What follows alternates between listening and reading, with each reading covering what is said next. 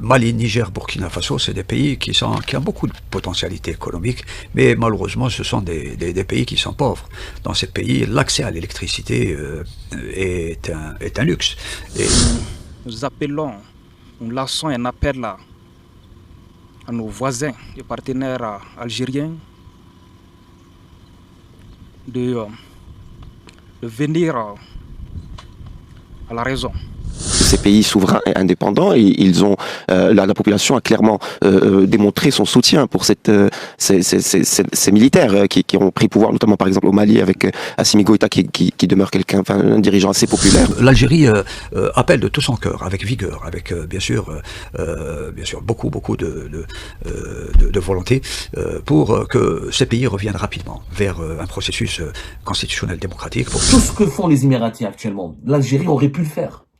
Mais nous, au lieu d'investir au Mali, au lieu de les accompagner dans leur transition politique, au lieu de les aider à sécuriser leur territoire, au lieu de s'imposer comme le grand frère qui leur veut du bien et qui a des intérêts mutuels et qui a des intérêts importants, des intérêts réciproques. Nous, on fait quoi? On s'est bagarré avec les Maliens, on s'est disputé avec eux, on les a insultés.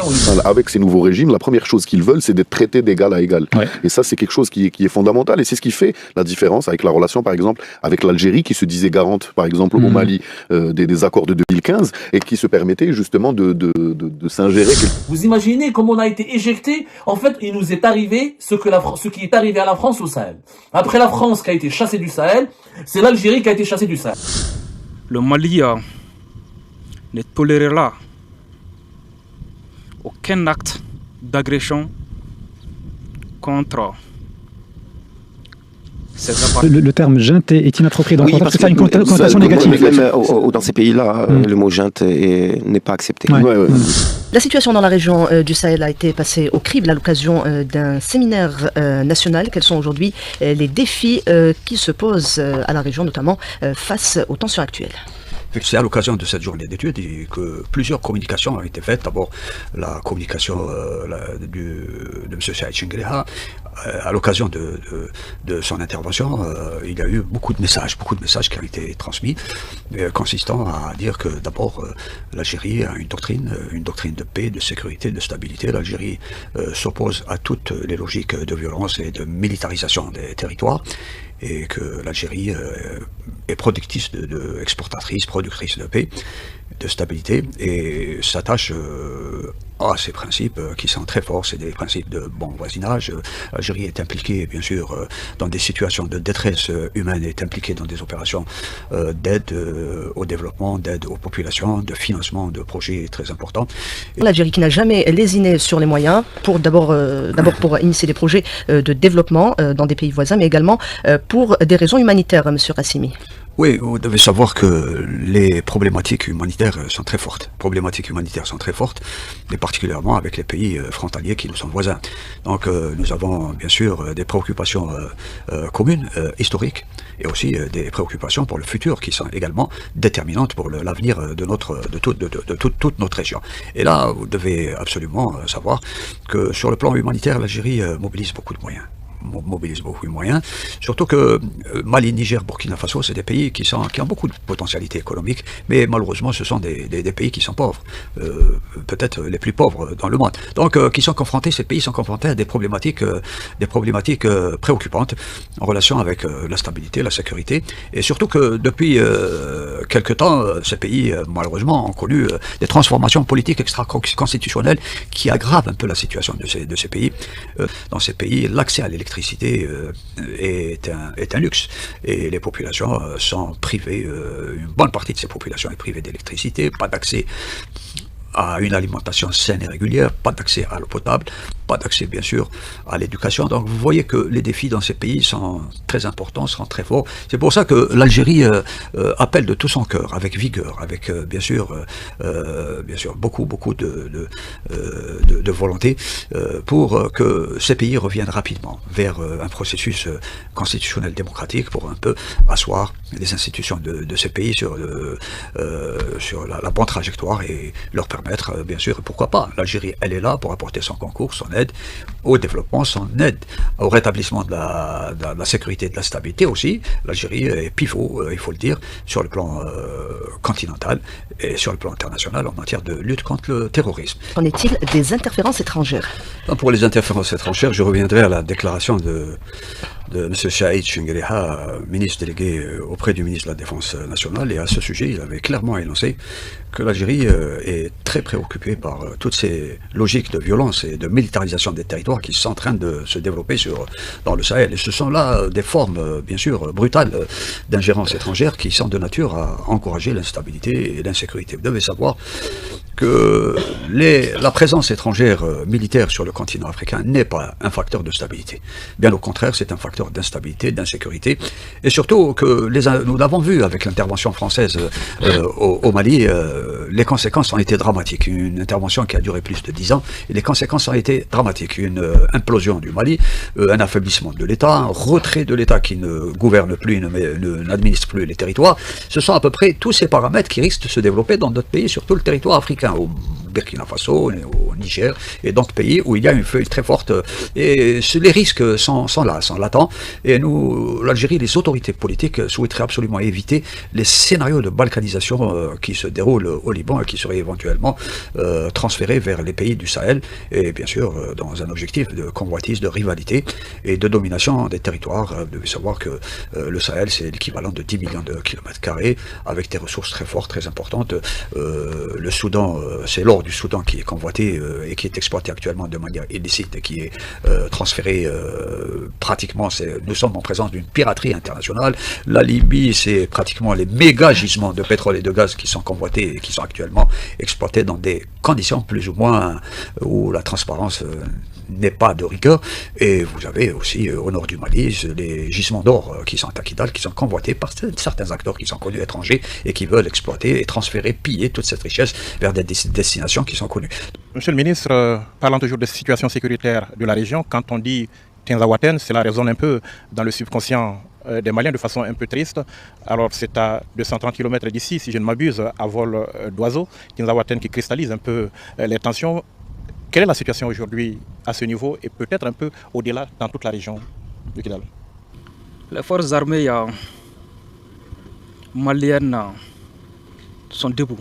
Les FAMA poursuivent leur mission régalienne de sauvegarde de l'intégrité du territoire national et de protection des personnes et des biens. Les militaires maliens contrôlent tout le territoire national. Quand on dit Tinzaouaten aussi, cela évoque cet incident entre guillemets survenu entre le Mali et l'artillerie, incident donc qui a ravivé les tensions entre les deux pays quand un nouveau drone a donc été abattu. Comment est-ce que vous gérez cette situation? La destruction de notre drone est un acte grave. Quand nous avons été informés, nous avons tout de suite actionné les canaux diplomatiques et militaires pour avoir plus d'informations. Mais soyons précis, le Mali ne tolérera aucun acte d'agression contre ces appareils de défense. Nous ne céderons à aucune intimidation, à aucune pression extérieure. Le Mali est dans son bon droit et nous nous réjouissons de la reconnaissance de ce droit par tous les pays lucides. Nous avons vu la solidarité de nos frères de l'AES dans ce dossier, comme dans d'autres. Cette solidarité montre qu'il faut être sincère dans la collaboration avec ses voisins. Nous ne sommes pas dans la logique d'une escalade. Nous laissons cela à ceux qui manquent de vision. Aujourd'hui, le Mali est capable de contrôler son ciel. Nous contrôlons nos frontières et nous assumons nos choix. Donc nous appelons, nous lançons un appel à nos voisins, les partenaires algériens, de venir à la raison. L'heure est à la coopération stratégique, pas à la provocation. Comment vous analysez cette audience royale et ses implications sur la scène régionale? Je commence par vous, Hafid Boutaleb. Évidemment, c'est une audience exceptionnelle puisque Sa Majesté va recevoir d'abord seul, en face à face, avec les 3 ministres des Affaires étrangères de ces 3 pays constitutifs de la Confédération des États du Sahel. C'est la façade civile qu'il reçoit. Parce que il faut pas oublier qu'il y a toujours, dans certaines capitales occidentales, on pointe du doigt le fait que ce sont quand même des militaires qui sont aux affaires et que ce n'est pas souhaitable. Donc, nous, en tant que Marocains, nous n'allons pas nous ingérer dans les affaires internes de ces pays souverains et indépendants. Et ils ont, la population a clairement démontré son soutien pour ces militaires qui ont pris pouvoir, notamment par exemple au Mali avec Assimi Goïta qui demeure un dirigeant assez populaire, malgré qu'il y a effectivement quelques débordements. Mais effectivement, le Maroc et Sa Majesté chef de l'État préfèrent recevoir et interagir directement de cette manière-là avec la façade civile de ces régimes. Et donc ça, d'une part. D'autre part, il faut rappeler que ces pays-là, comme je viens de le dire, comme la transition, où pour eux, selon eux, c'est la souveraineté, la volonté populaire s'est exprimée par des coups d'État à partir de 2020 au Mali, puis 2021 au Burkina Faso, 2023 au Niger, eh bien, ils ont été d'une certaine manière, on se souvient très bien, mis au banc. On se souvient de la réaction de la CEDEAO, qui avait même en 2023 envisagé une attaque militaire, une coalition militaire incluant des pays non membres de la CEDEAO, des pays occidentaux comme la France, pour rétablir le pouvoir de Mohamed Bazoum au Niger. Donc ces 3 pays ont été mis au banc, même dans les éléments de langage choisis par certains médias appartenant à des pays occidentaux, les ont encore plus pointés du doigt, plus marginalisés, mis en minorité. Lorsque le Maroc vient tendre la main, lorsque le Maroc vient au contraire, non pas seulement dire que ce sont des régimes avec lesquels il faut discuter, mais en plus le Maroc montre la voie vers un avenir commun, durable, comme l'Afrique Atlantique, un projet qui va prendre tout le 21e siècle à mettre en place, avec toutes les infrastructures nécessaires, tout le désenclavement nécessaire dont on demande. Donc ces pays se sentent entendus, non seulement ils se sentent acceptés, donc pas mis au banc comme ce que certains pays occidentaux ont fait, mais en plus ils se sentent compris et on leur propose un avenir commun dans lequel il y a l'option win-win. Ils sont aussi respectés dans le sens où, jusqu'à preuve du contraire, le Maroc n'a pas eu d'ingérence ni militaire ni politique dans l'un de ces pays-là. Oui, il fait référence à ce que d'autres font, notamment au Mali ou au Niger. Bien évidemment. Et rappelons que ces autres dont vous parlez, peut-être en 2023, avaient, dans les organes de presse en Algérie, avaient titré que le Maroc était contre cette solution, on va dire, proposée par l'armée nigérienne de renverser le président, et que le Maroc avait accepté de faire passer des avions français pour bombarder justement le Niger. Or, c'était un écran de fumée, c'était de la désinformation. Je me souviens, j'ai des amis du Niger qui m'avaient envoyé des captures d'écran de ces organes de presse en Algérie en me disant: est-ce que c'est vrai? Parce que nous, le Maroc, pour nous, c'est quand même un pays frère. Est-ce que c'est vrai que vous êtes de mèche avec l'armée française? Je leur ai répondu que je sache, non, le Maroc n'est pas un pays qui va se coaliser contre des pays voisins, membres de l'Union africaine, membres des pays avec lesquels nous avons des liens historiques. Et jamais nous le ferons. Et effectivement, l'actualité de ces 2 dernières années a démontré qu'au contraire, le Maroc était aux côtés de ces populations-là. Et aujourd'hui, cette visite des ministres des Affaires étrangères montre bien que non seulement c'est un merci, c'est un remerciement, donc, mais en plus, il a une volonté de construire un avenir en commun. Saïdi, votre analyse sur ce grand rapprochement entre le Maroc et les pays du Sahel? Grand rapprochement, oui. Enfin, c'est une relation, comme vous l'avez dit, qui est historique, mais qui a maintenant, c'est une nouvelle étape. Je pense que depuis l'annonce de cette fameuse initiative de désenclavement des États du Sahel par l'Atlantique en novembre 2023, beaucoup de choses se sont passées. Justement, il y a eu des retournements stratégiques. Je retiens juste un mot que vous avez dit en ouverture. Le Maroc qui veut s'imposer comme leader. Alors s'imposer, c'est des mots à bannir dans la région du Sahel, parce que justement, si les régimes ont changé, c'est parce qu'il y avait une forte proportion émancipatrice chez la population. Oui, mais il y a différentes manières de s'imposer. Absolument. Mais et là, c'est la manière intelligente, la manière douce. Non, mais il faut dire que ces gens-là ont quand même changé de régime. Certains, les pays occidentaux ont parlé de putsch, on peut parler de changement de régime. Bien évidemment, on est pour des pouvoirs civils, mais là, on parle de militaires qui ont renversé un pouvoir, mais qui ont eu l'adhésion de leur population. On l'a vu de manière concrète, avec une adhésion vision très très forte. Et donc la première chose, enfin si j'ai envie de dire, dans les relations internationales avec ces nouveaux régimes, la première chose qu'ils veulent, c'est d'être traités d'égal à égal. Ouais. Et ça, c'est quelque chose qui est fondamental. Et c'est ce qui fait la différence avec la relation, par exemple, avec l'Algérie, qui se disait garante, par exemple, au Mali, des accords de 2015, et qui se permettait justement de s'ingérer quelque part dans la c'est pas quelque part, de s'ingérer concrètement dans les affaires internes, oui. Dans les affaires internes maliennes, et que justement, enfin, parce qu'il y a des choses qui c'est des faux semblants. Ils se disent c'est une junte, c'est des militaires aussi à Alger.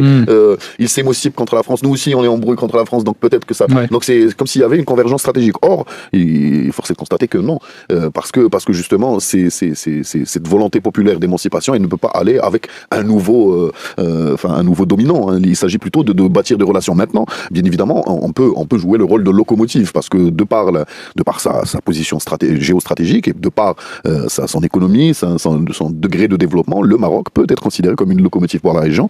Il donne une réponse à travers cette initiative de désenclavement du Sahel. Il donne une réponse concrète à ce dont on en parlait. Je pense qu'on en a débattu pendant pas mal d'émissions avec Hafed. C'est les enjeux sécuritaires dans le Sahel, parce que les enjeux sécuritaires, ils ne peuvent pas avoir de réponse que militaire ou que politique. Il faut aussi avoir une réponse de développement.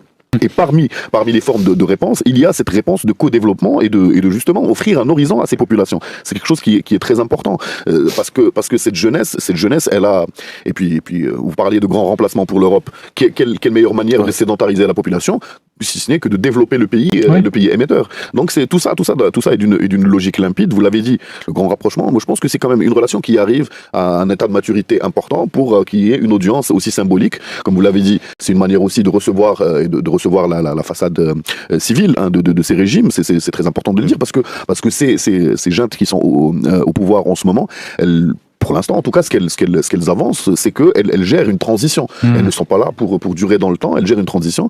Je trouve que pardon, je vous coupe, Aziz, mais je trouve que le terme junte est inapproprié dans parce que ça a une connotation négative. Même dans ces pays-là, le mot junte n'est pas accepté. Tout à fait. Donc, c'est des militaires, c'est des militaires qui sont au pouvoir et qui doivent gérer une transition. Vous l'avez dit, la réponse de la CEDEAO avait été virulente. Hein. On parlait même d'une intervention militaire qui aurait été portée par le Nigeria, par d'autres pays. Je pense que c'était une manière, parce que c'est comme une sorte d'accord tacite entre les régimes, les pays de la CEDEAO, que de veiller à la stabilité des uns et des autres. Donc on voyait quelque part d'un mauvais œil ce qu'on a appelé ces coups d'État militaires, et donc on appelait à un retour vers un pouvoir civil. Ça c'est logique, mais de là à aller jusqu'à la confrontation, d'ailleurs, ça a fait pchit comme un ballon de baudruche. Hein. C'était juste une manière de montrer les muscles. Maintenant, on a vu que l'adhésion populaire est là. On a vu que ces pays veulent avoir donc une projection, un cap vers l'avenir, et le Maroc, en tant que partenaire fiable, en tant que locomotive dans sa région, offre cette initiative comme une manière de consolider ce cap. Au cœur de ce basculement stratégique, le Mali, le Niger et le Burkina Faso, 3 États sahéliens en rupture avec l'ordre ancien et en quête de partenaires fiables, efficaces et sans double discours. Et ce n'est plus à Alger qu'ils s'adressent. Entre le 22 et le 24 mai, c'est au tour de l'Arabie Saoudite de renforcer son ancrage stratégique. À travers la coalition islamique militaire contre le terrorisme, CIMCT, créée par Mohamed Ben Salman en 2015, Riyad a organisé à Bamako une formation spécialisée sur le financement du terrorisme et le blanchiment d'argent. Cette initiative a rassemblé des experts internationaux autour d'une conférence intitulée « Enquête financière sur les crimes de financement du terrorisme et de blanchiment d'argent ». L'objectif, renforcer les capacités maliennes de traçage financier, d'analyse des réseaux illicites et de protection de leurs systèmes économiques. Une réponse directe aux réseaux armés soutenus en sous-main par l'Algérie, que le gouvernement malien accuse désormais d'actes terroristes via ses proxys armés dans le nord. Et la stratégie saoudienne ne s'arrête pas là. Le 25 mai, une formation similaire est organisée à Nouakchott, capitale de la Mauritanie, dans le cadre d'un programme régional couvrant les États du Sahel. Le but ? Créer un front sécurisé et résilié de Nouakchott à Niamey, en passant par Bamako. Quelques jours plus tôt, le 20 mai, Bamako accueillait un autre acteur majeur du nouvel ordre sahélien. Le ministre d'État des Émirats Arabes Unis, Cheikh Chakbout bin Nahyan Al Nahyan, venu sceller un partenariat stratégique avec le président malien Assimi Goïta. Ce rapprochement fait suite à une série de visites diplomatiques des Émirats au Burkina Faso et au Niger, où Abu Dhabi propose une coopération militaire, logistique et énergétique en rupture totale avec l'inaction historique d'Alger. Aujourd'hui, les Émirats encerclent Alger, soutiennent ses opposants économiques et militaires et s'installent durablement dans les capitales sahéliennes. Comme pour entériner la marginalisation d'Alger, le général libyen Saddam Haftar fils du puissant maréchal Khalifa Haftar, s'est rendu à Niamey le 22 mai pour une visite officielle de haut niveau. Reçu par le président nigérien Tiani, il s'agit là d'un repositionnement majeur de la Libye orientale qui tourne elle aussi le dos à l'axe Alger-Tindouf. Avec cette visite, c'est un nouvel acteur militaire qui renforce les relations bilatérales entre la Cyrénaïque et le Sahel, hors de toute influence algérienne. Le Maroc a depuis longtemps pris une longueur d'avance dans la coopération militaire avec Bamako. Le 17 février 2025, une délégation de haut niveau des Forces armées royales, FAR, dirigée par le général de brigade Abdelghani Mouib, s'est rendue au ministère malien de la Défense pour installer la toute première commission militaire mixte Mali-Maroc. Une structure permanente, concrète et opérationnelle. Moins de 2 mois plus tard, en avril, 165 soldats maliens étaient accueillis au Maroc pour une formation intensive au parachutisme militaire. Une démonstration claire de l'engagement marocain en faveur de la souveraineté militaire malienne, à rebours des postures idéologiques stériles du voisin de l'Est. L'Algérie reléguée à l'arrière-cour. Le Mali divorce avec l'Algérie pour se marier avec les Émirats Arabes Unis. Notre voisin le Mali, notre voisin historique, notre frère, notre allié de toujours, celui qui était notre allié de toujours, le pays avec lequel on partage pratiquement 1000 km, voire plus de frontières, a décidé de se rapprocher des Émirats Arabes Unis, l'adversaire numéro géopolitique, le pays qui était aussi un ami à l'Algérie, et un bon ami à l'Algérie, un bon allié à l'Algérie, qui est devenu un adversaire redoutable à l'Algérie depuis 2021-2022, et ben le Mali et les Émirats se rapprochent ensemble, concluent une alliance, s'unissent pour narguer tous ensemble, les deux ensemble l'Algérie. Voilà la situation dans laquelle on se retrouve aujourd'hui, à cause de la politique idiote qui n'a aucun sens qui est menée aujourd'hui par l'actuel régime au pouvoir. Le Mali avec lequel nous partageons 1329 km. Le Mali qui est le prolongement naturel du Grand Sud algérien. Le Mali avec lequel nous avons des liens historiques, humains, des liens sécuritaires, économiques et socio-culturels stratégiques.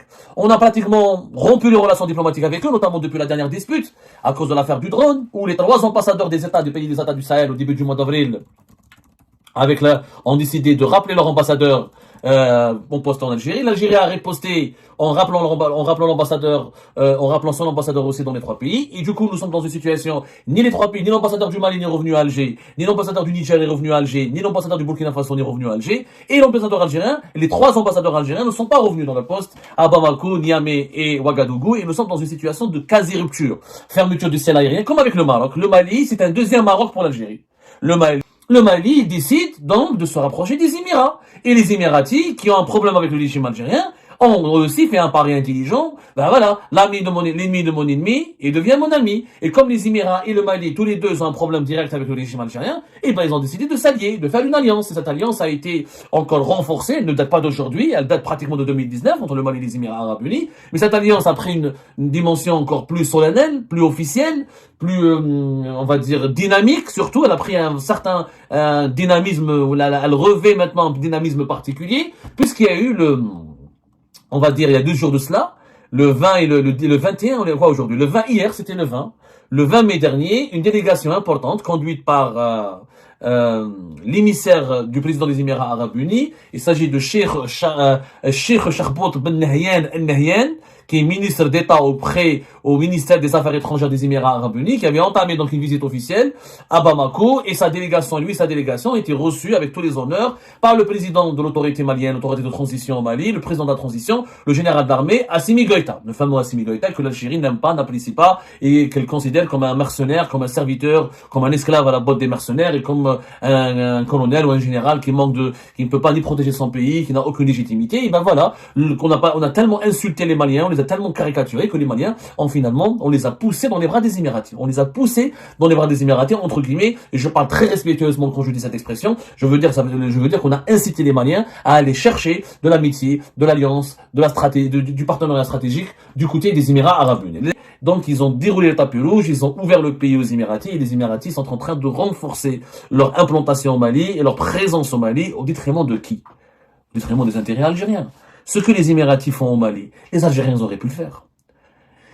On a laissé un grand pays africain qui est un voisin. Le Mali, c'est un grand pays africain, de par son histoire, de par son emplacement stratégique, de par de par ses potentialités. Dans le domaine des mines, notamment dans le domaine de l'or, etc., dans les énergies renouvelables, l'élevage, l'agriculture, etc.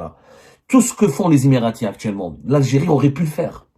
Mais nous, au lieu d'investir au Mali, au lieu de les accompagner dans leur transition politique, au lieu de les aider à sécuriser leur territoire, au lieu de s'imposer comme le grand frère qui leur veut du bien et qui a des intérêts mutuels et qui a des intérêts importants, des intérêts réciproques. Nous, on fait quoi? On s'est bagarré avec les Maliens, on s'est disputé avec eux, on les a insultés, on les a méprisés, on méprise leurs dirigeants. L'Algérie accueille le premier opposant à l'imam salafiste, Mahmoud Deko, qui est devenu, même on lui donne un salaire, il habite à Alger, il est devenu imam auprès de la grande mosquée d'Alger. On s'est brouillé avec ces nouveaux militaires maliens qui veulent conserver l'intégrité territoriale de leur pays. On soutient des groupes armés Touareg qui veulent créer un pays indépendant et qui ont des accointances avec des groupes islamistes radicaux. Et donc tout ça, on a fait exactement le contraire de nos intérêts. Regardez dans le document le communiqué des autorités maliennes et émiraties qui résume les échanges et le déroulement de cette rencontre entre la délégation émiratie, le président et les autorités de transition au Mali. Retenez bien, on parle de partenariat durable, la confiance mutuelle, respect réciproque et convergence d'intérêts stratégiques. Tout ce qu'il n'y a pas entre l'Algérie et le Mali. On les a pas respectés. Ils nous font plus confiance, on a perdu leur confiance et on a perdu il n'y a plus de convergence d'intérêts. Quand tu accueilles, quand tu veux, tu assumes ta proximité avec des groupes armés indépendantistes, qui ont encore une fois, les groupes armés indépendantistes, ils ont des connexions avec les réseaux terroristes djihadistes. Et quand tu accueilles sur ton propre territoire le principal opposant à ce gouvernement de transition qui est un imam salafiste, un religieux, dangereux, qui a lui-même beaucoup de connexions avec des groupes armés islamistes, terroristes au nord du Mali. Et comment voulez-vous que les Maliens nous fassent confiance? Comment voulez-vous que les nouveaux dirigeants maliens nous respectent? Et comment voulez-vous, quand on perd le respect d'un voisin et d'un pays ami, il devient quoi? Il se rapproche de qui? Il se rapproche de nos ennemis ou de nos adversaires. Parce que les Émirats aussi ne sont pas censés être nos ennemis. Mais comme on les a insultés, on les a diabolisés, on les a accusés de tous les maux de la terre, on les a traités de pays artificiels, sans souveraineté, sans racines, et ben les Émiratis vont nous renvoyer l'ascenseur, ils ripostent, mais ils ripostent plus intelligemment. Au lieu de nous insulter, de nous mépriser, eux ils font quoi? Ils viennent investir et se rapprocher avec nos voisins avec lesquels nous avons des problèmes. Qui sont qui? Qui sont les Maliens.